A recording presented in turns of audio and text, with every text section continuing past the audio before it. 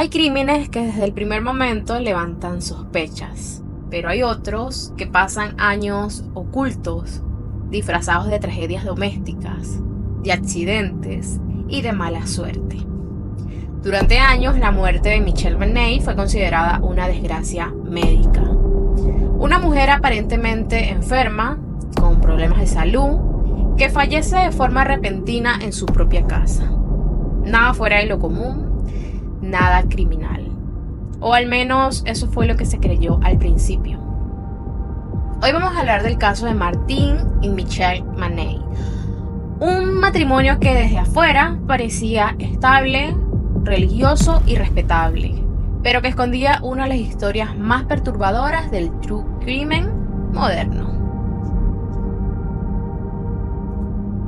Este caso no es solo un caso de asesinato, es un caso que plantea preguntas inquietantes. Para entenderlo, primero tenemos que conocer a las dos personas centrales de esta historia. Michelle Marie Manney no era una figura pública, no era famosa, ni poderosa, ni mediática. Ante todo, era una madre. Michelle nació en Estados Unidos y creció dentro de un entorno religioso, conservador y muy vinculado a la comunidad mormona, especialmente presente en la comunidad de Utah. Era descrita por quienes la conocían como una mujer tranquila, dedicada y protectora con sus hijos. También profundamente comprometida con su familia. Su vida giraba alrededor del hogar. Criar a sus hijos, mantener la estabilidad familiar y cumplir con los valores que su comunidad consideraba importantes. Pero esa imagen de mujer fuerte, devota, escondía algo importante. Michelle no tenía una vida fácil dentro de su matrimonio. Michelle sufría de diversos problemas de salud a lo largo de sus años, dolores crónicos, fatiga, episodios de malestar general. Y aunque esto fue usado más tarde para justificar su muerte, lo cierto es que no estaba en estado terminal, ni había diagnósticos claros que explicaran un fallecimiento repentino. También se sabe que Michelle no era completamente feliz en su matrimonio. Habían tensiones, discusiones, control y una clara desigualdad de poder. Mientras ella confiaba y seguía en el rol tradicional, su esposo llevaba una vida muy distinta. Vecinos y familiares la describían como cariñosa, responsable, muy involucrada con sus hijos, reservada, incluso sumisa en ocasiones. Ella no era una mujer conflictiva, no generaba problemas ni llamaba la atención. Y quizás por eso, cuando murió, nadie sospechó inmediatamente que algo terrible había ocurrido. Ahora hablamos de Martin Joseph Manney. Martin era, al menos en apariencia, toda la comunidad lo respetaba. Era médico, abogado, miembro activo de la iglesia, padre de una familia numerosa, hombre educado, elocuente y seguro de sí mismo. Tenía estudios de medicina y derecho, algo poco común, y utilizaba ese conocimiento para presentarse como una figura de autoridad. Pero lo que muchos no sabían era que su pasado estaba lleno de mentiras. Antes incluso de la muerte de Michelle, Martin ya había tenido problemas legales. Acusaciones de fraude, problemas relacionados con ejercicio profesional, mentiras sobre enfermedades graves que decía padecer, como cáncer, esclerosis múltiple, etc. Estas supuestas enfermedades le servían como para generar lástima, control y manipulación emocional dentro de su entorno. Y aún así, durante años, nadie lo cuestionó seriamente. Martin y Michelle tuvieron un matrimonio largo y complejo. Juntos formaron una familia numerosa con hijos biológicos y también adoptados. Pero mientras Michelle se dedicaba al hogar, Martin llevaba una doble vida. Con el tiempo se supo que mantenía relaciones extramatrimoniales una de ellas especialmente importante para el desarrollo del caso. Además, ejercía un control absoluto sobre las decisiones médicas de Michelle, algo clave para entender lo que vendrá después. El matrimonio tuvo 8 hijos, algunos biológicos y otros adoptados. La familia era vista desde afuera como un ejemplo de valores tradicionales, pero dentro del hogar la realidad era muy distinta. Había autoridad rígida por parte de Martin, silencio, miedo y confusión. Con los años, varios de los hijos comenzaron a notar comportamientos extraños en su padre, especialmente después de la muerte de su madre. Y serían precisamente ellos quienes, tiempo después, se convertirían en piezas claves para que la verdad saliera a la luz. La familia vivía en Utah, una comunidad pequeña, conservadora y muy unida. En este tipo de entornos la reputación lo es todo. Las figuras de autoridad rara vez se cuestionan y los problemas familiares se mantienen en privado. Esto permitió que Martin operara durante años sin levantar sospechas, protegido por su imagen profesional y religiosa. Así llegamos al 11 de abril del 2007. Comenzó un día aparentemente rutinario para la familia McNeil. Michelle tenía programada una cirugía plástica menor, un procedimiento estético que no se consideraba de alto riesgo. Nada experimental, nada urgente. Nada quisiera pensar que su vida corría peligro. Según los registros, Michelle se sometió a una cirugía de liposucción en una clínica privada. El procedimiento electivo planificado y que en condiciones normales no debería de haber consecuencias fatales. Y lo más importante, Martin McNeil estuvo involucrado en todo el proceso. Martin no solo acompañó a su esposa, actuó como figura de autoridad médica, opinando, interviniendo y tomando decisiones. Aunque no era él el cirujano que realizó el procedimiento, su formación médica le permitía hablar con seguridad y eso hacía que nadie lo cuestionara. La cirugía salió bien, no hubo complicaciones inmediatas. Michelle fue dada de alta el mismo día. ¿Estaba dolorida? Sí. ¿Cansada? También. Pero nada fuera de lo esperado para alguien que acaba de pasar por una intervención estética. Después de la cirugía, Michelle debía descansar en casa. Y aquí aparece uno de los puntos más importantes de este caso. Martin fue quien se encargó de administrar los medicamentos, entre ellos oxicodona, un analgésico potente, y diazepam, que es un sedante. Por separado, ambos medicamentos ya son delicados, pero combinados pueden provocar depresión respiratoria, pérdida de conciencia, riesgo de sobredosis, muerte accidental si no se controlan las dosis.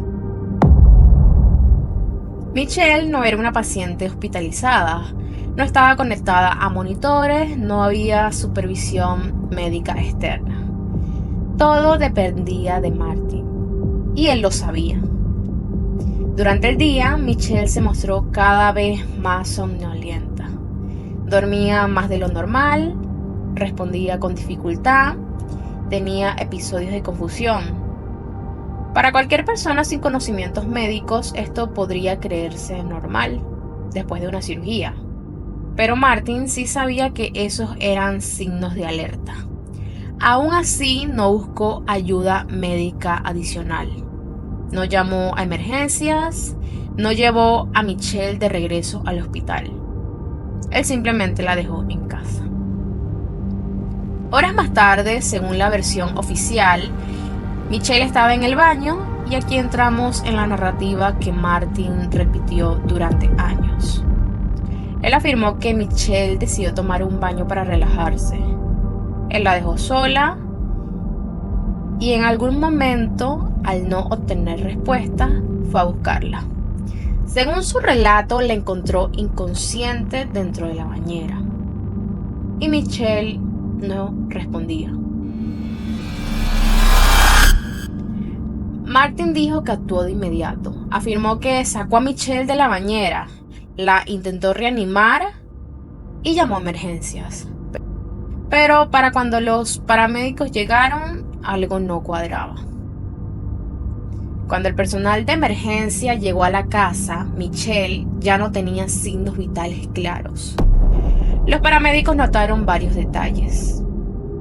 El cuerpo estaba frío, no había señales claras de una reanimación activa y la escena parecía extrañamente ordenada.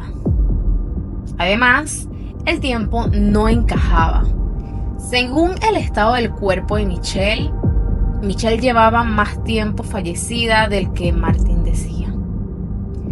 Algunos vecinos recordaron haber visto a Martin relativamente calmado.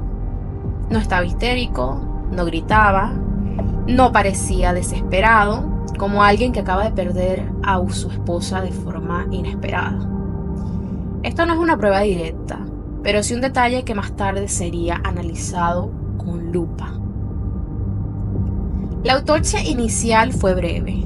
El informe incluyó que Michelle murió por causas naturales, se mencionó un posible problema cardíaco, no se profundizó en la toxicología.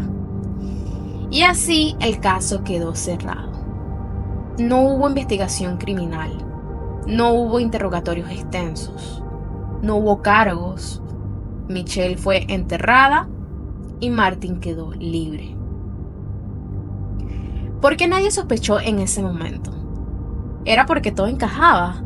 Una mujer con antecedentes médicos, una cirugía reciente, medicamentos fuertes y un esposo médico que hizo todo lo posible para que todo saliera bien. Desde afuera eso parecía una tragedia inevitable, era una sorpresa. Pero lo que nadie sabía entonces es que esa autopsia estaba incompleta y que la verdad tardaría años en salir a la superficie. Michelle murió, el sistema aceptó la explicación y Martin siguió con su vida. Pero algunos detalles no se podían borrar. Los medicamentos, el tiempo, la bañera y sobre todo las mentiras previas de Martin. Aquí vemos cuando la verdad se negó a quedarse enterrada.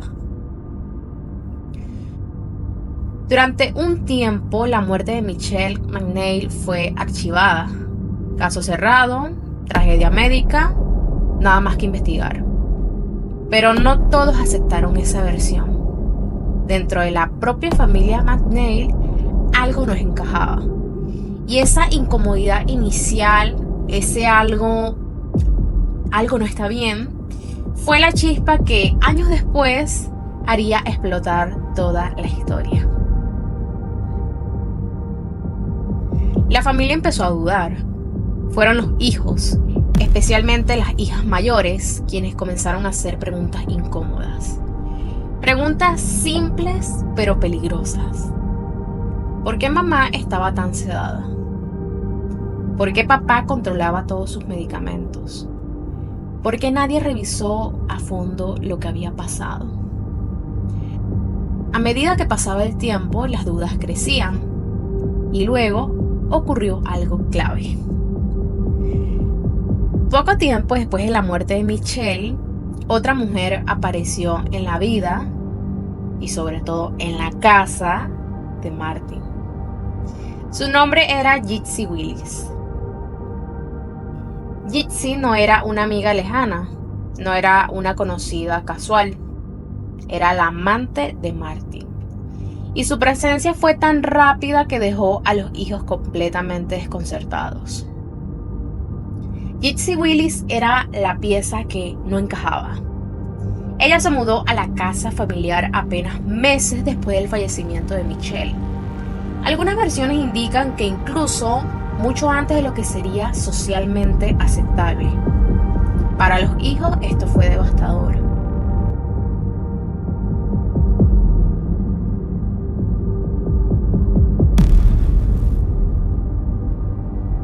Y hasta aquí voy a dejar la primera parte, porque lo que viene después cambia mucho la historia. Cuando empiezan a analizar los medicamentos, los tiempos y las decisiones de Martin, nada empieza a verse tan inocente. En la segunda parte vamos a hablar de lo que descubrieron los investigadores, el papel del amante y de cómo todo terminó derrumbándose. Créanme, la segunda parte es la que realmente impacta. Si aún no te has suscrito, suscríbete y activa la campanita, porque esta historia no termina aquí.